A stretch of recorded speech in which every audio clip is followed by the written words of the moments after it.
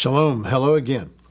Well, here's the second in our series of 3 programs we've made on the Dead Sea Scrolls to follow the national special we had in May that played coast to coast in prime time. As the news breaks, we'll make more programs. We want to do the opposite of what the scholars who suppressed the scrolls for these 40 years did. We want to give you the news immediately. On tonight's program, we'll have our 2 key experts on the subject.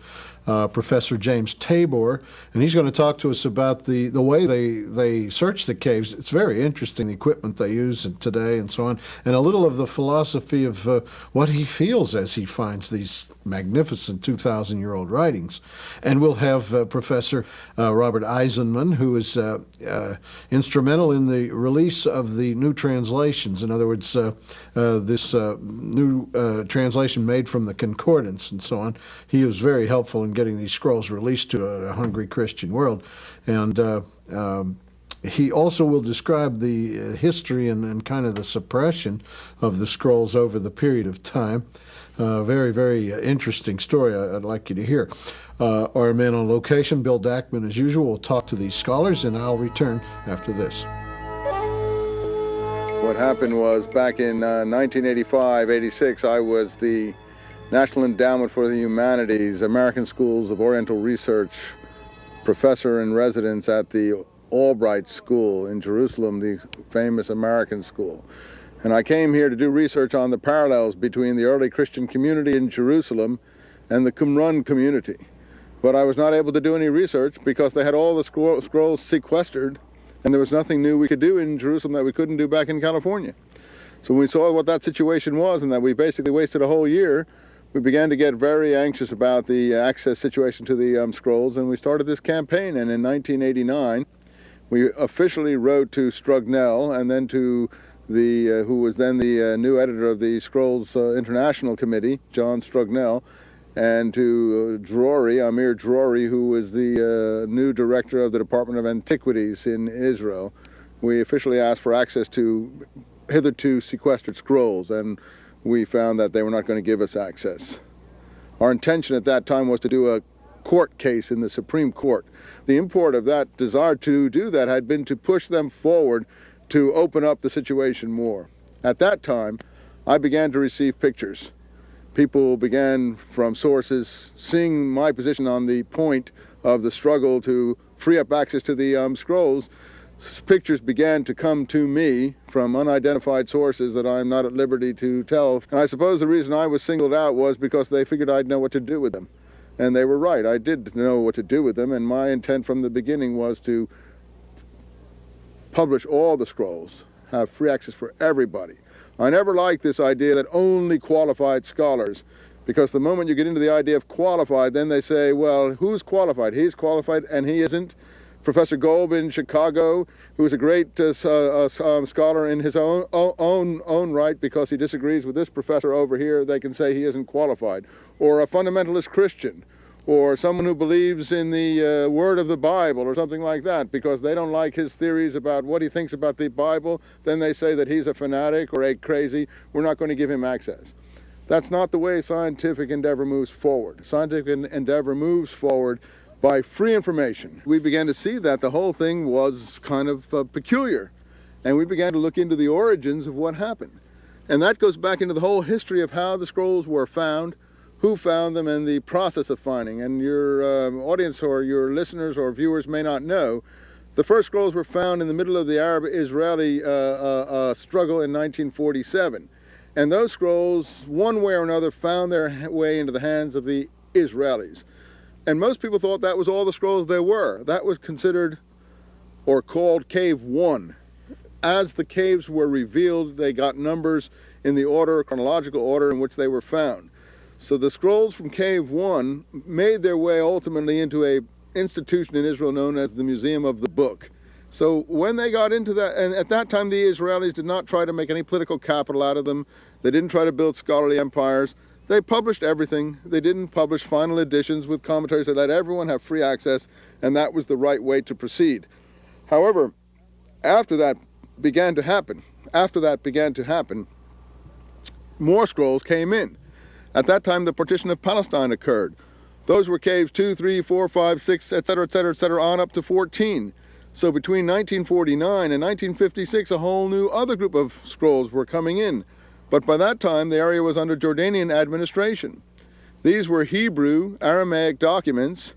Before the rise of Islam, the Jordanians were not particularly interested in them. So who in East Jerusalem was Johnny on the spot to take over the situation? As it turned out, there was a churchman. His name was Roland DeVoe. He was the head of the Dominican order in Palestine. He wore two hats. He also was head of a school of French Vatican archaeology known as the École Biblique. He was the one the Jordanians, or he turned to the Jordanians, or vice versa. In any case, between the two of them, Father DeVoe basically took the documents off the Jordanians' hands. And in this process, he developed what he called an international committee. It was only international in name only, because first of all, it was always Judenrein. That is, no Jew could ever be part of this committee. So it was a fiction of an international committee, but on the whole, it was dominated by churchmen. For the few non-church or Protestant scholars that were part of this committee, there was always more cleric-type monastic individuals who were part of this committee. That is, the principal people were Father DeVoe himself, a man called Father Milik, another man called Father Starkey, and in the present generation, they have been succeeded by a father called Emil Puesch. He is the reigning Dominican father at the present time. What we discovered that there was a kind of fiction developed here. That is, there were two kinds of scrolls that were coming in, and this is very difficult for your viewers maybe to understand. One were biblical texts, texts of the Bible, old texts that showed that the Bible as we had it was basically the same text that was operating then. But there was another group of texts that were actually even more interesting. People would have thought the biblical texts were the most interesting. In fact, they weren't. They were new texts no one ever saw before, what we called sectarian text or non-biblical texts. These texts always seems to go to these clerics. That is, the Protestant members of the committee, on the whole, were given the biblical texts. They were represented primarily by a man, Frank Cross, at Harvard. But the other texts basically went into the hands of Milik and this individual that we now know, Strugnell, and some others of that kind, Father Starkey. And basically they were getting the most interesting text because they were interested to see from this period what was happening. So what developed was an information management policy. Like any institution, information is always managed in one way or the other. And their basic desire was to play down, reduce the interest in the scrolls, and to make it look like we had documents that were not of the most incredible importance for the history of early Christianity in Palestine. So what happened between the early 60s and the present was that basically all the Protestant members were pushed off of the committee. Allegro was pushed off of the committee. A man called Hunziker in Germany was pushed off of the committee. The individual from England that we referred to, John Strugnell, converted to Catholicism. And basically you had a committee dominated by churchmen and clerics. And that was the situation up till the mid-'80s when we began, as I said, to see this weird situation where we had utter secrecy and no one was allowed to see anything. And when we began to agitate, the strange thing is that we ran up against the Israeli authorities. Now you might say, how come the Israeli authorities got into it? Well, a very peculiar thing happened.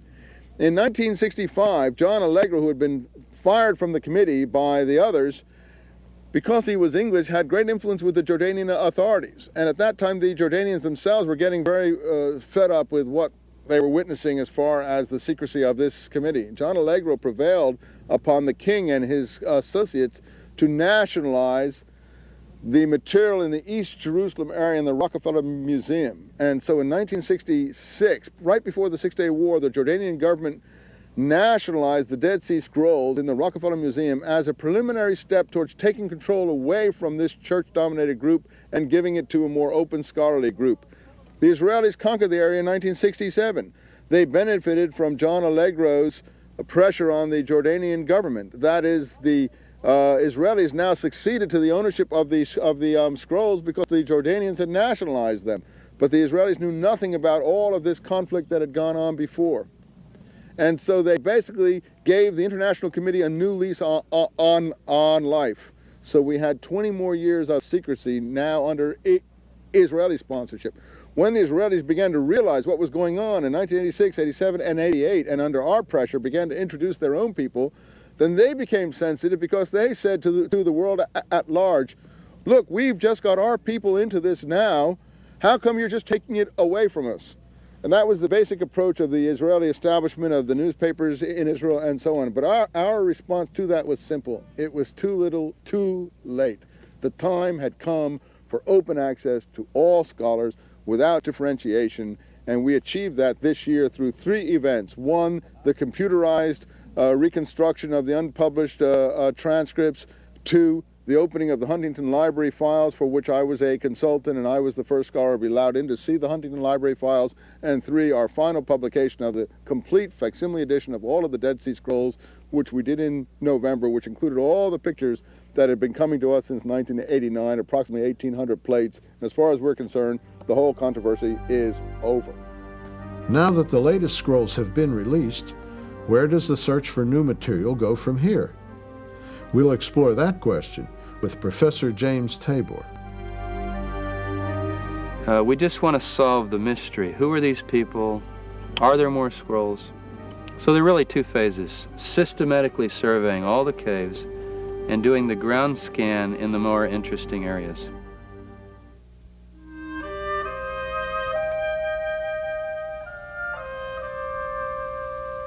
Hamadat Yisrael, you are lovely, Israel. Tamit hayita havati, you have always been my love.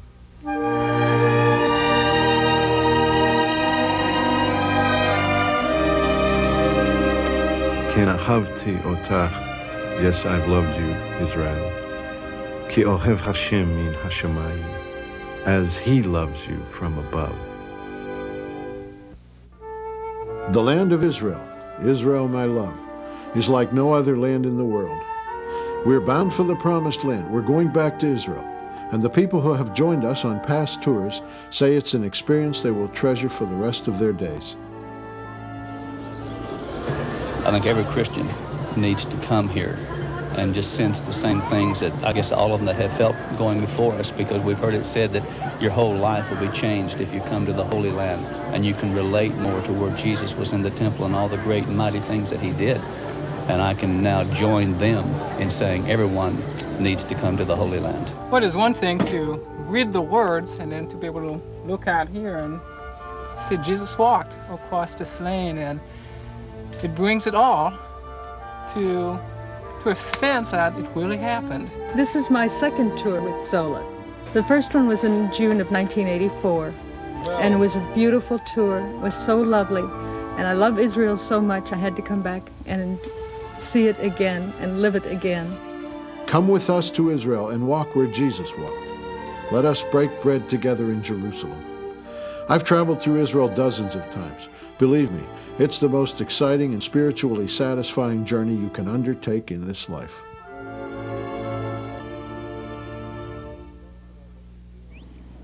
Can you tell us about what you're doing here today? Our purpose is twofold. First, we have permission. You have to get permission to do anything over here. We have permission from the Israelis, from the Department of Antiquities, to survey, to do a cave survey from Jericho north of here all the way down to En-Gedi. And we're right in the area where all the materials have been found. Not only have materials been found right here behind us, but also on down towards En-Gedi. In other wadis have been found materials. It's a very rich area. From 100 years before the time of Jesus to about 150 years after, Jewish religious refugees, let's call them, were coming out into this desert, living, hiding, working. And they've left stuff. They've left scrolls, they've left their remains. So the biggest thing we're doing is every day our teams go out in the morning. We're divided into teams. They've been given a kilometer down the highway, and they map every single cave. And as you can see, driving up the road, we're speaking about thousands of caves. We have very detailed maps like this, which take each kilometer block. And we've taken each kilometer, like my kilometer is 253 south. I've been working on it for a week now. That means we go up in all the cliffs. You have to go up. What you do is you first map them from the ground as you can see them, then you start going up. What often happens though is you get up there and you'll see something that you couldn't see from the ground. Like the area I happen to be in has 5 plateaus. And we discovered various caves and things that you cannot see until you get to the next level. The other thing that happens is you'll see a narrow slit, maybe a meter high, and you think, well, that's just what we call an animal hole, or maybe a mountain lion hangs out there. But you get up to it and look in, and it's a narrow opening into a whole cave, you see. Now those are the type you miss, but actually that the zealots and the Messianic believers and so on would have wanted to find most, because that's exactly what the Romans would think, like, well, there's nothing there. Like the scrolls found in Cave 1, I mentioned earlier, small opening, you couldn't see. We will then begin systematic exploration. This will go over several years, of all the caves that look promising. This is a very lengthy thing. See, what has happened is when the scrolls were discovered by the Bedouins, the Europeans got involved, Father DeVoe and the Catholic team especially. But it was mainly treasure hunting, like scurry up these caves, look in them all quickly, let's hope we find something, then we can sell it to the Europeans for so much per centimeter. This is what it finally came down to. They brought it like in shoe boxes full. Here I found these. Where did you find those? Oh, in a cave over there. Sometimes we're not even sure where this material came from, you see. So we think there are still materials here and we want to find them. And we think they relate to the wilderness communities that were out here during all of these periods. And I would think perhaps there are materials from the Jesus movement. Now that would be a find. Nothing outside the New Testament has ever been found from the 1st century. But the striking thing about what we're doing, I'm still talking about the first part of what we're doing, surveying, is it's never been done systematically. See?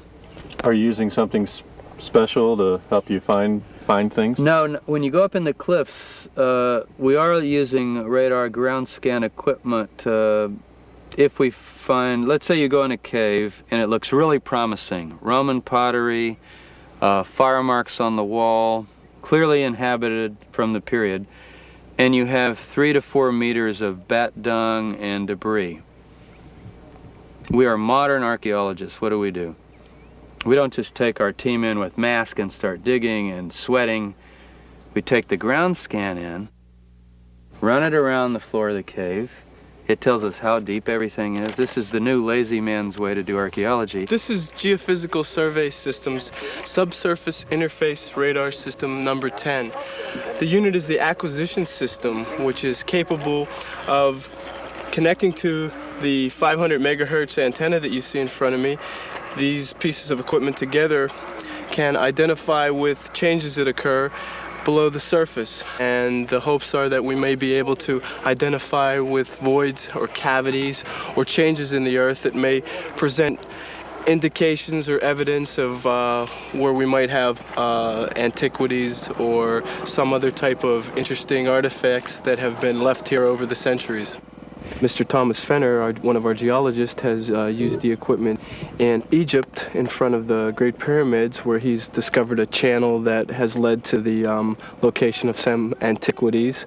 It's been used in Greenland to locate a number of jet bombers that were lost after the war there and have been etched into the ice.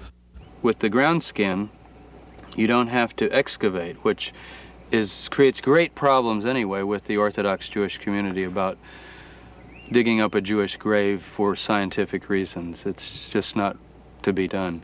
Now, when you ground scan a tomb, you don't get a lot, and there aren't many artifacts in tombs, but you could at least verify where all the tombs are and so on. Now, we won't have time to do that this trip, but it gives you an idea of the possibilities.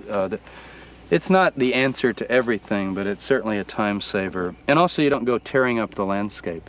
Like right where we are now, if they lived right behind us here, and you walk right here and you see this pathway here, what was right here in front of me 20, 30 meters? It hasn't been dug. we can come along the ground scan, we might find that there were structures right here where we're standing. The land is so rich that it's going to take a few centuries to get around to everything. But we have to choose priorities. And for those of us interested in the roots of Western civilization, which takes us to Christianity, which takes us to Jesus, which takes us to this desert, which takes us to this spot where we're sitting, I would rather dig here than anywhere else. So that's why I'm here. If you had only one wish, just one wish, in something to find, what would it be? A letter written by James. And in that letter could be many interesting things, but perhaps just some even common things. Just to because he was the leader of the group from the year 30 to 62. That's 30 years. He had an old and long career, and he bridged the generation, and he was revered by the Jews who didn't accept Jesus as well as the Jews who did. And anything from him would be, in a way, it would probably be the most incredible archaeological find of the century, only because, I mean, there are many Christians who don't even think Jesus had a brother, right? So here we have a letter from him. That would sort of nail it down a bit. But also, what would he say about his own brother? It would be very interesting to get, and he led the community. I said earlier, Peter didn't lead. Peter led, but Peter was more the missionary going out, you see. But the home front, you know, the man who, if you read in the book of Acts, he gets up in front of the whole Messianic assembly and says, my decision is that we do this. And everybody, you know, this is Jesus' brother. This man has been given a great position. So, yeah, that's my fantasy. Find a letter from James and let it say what it says. But I hope it would say some fascinating things.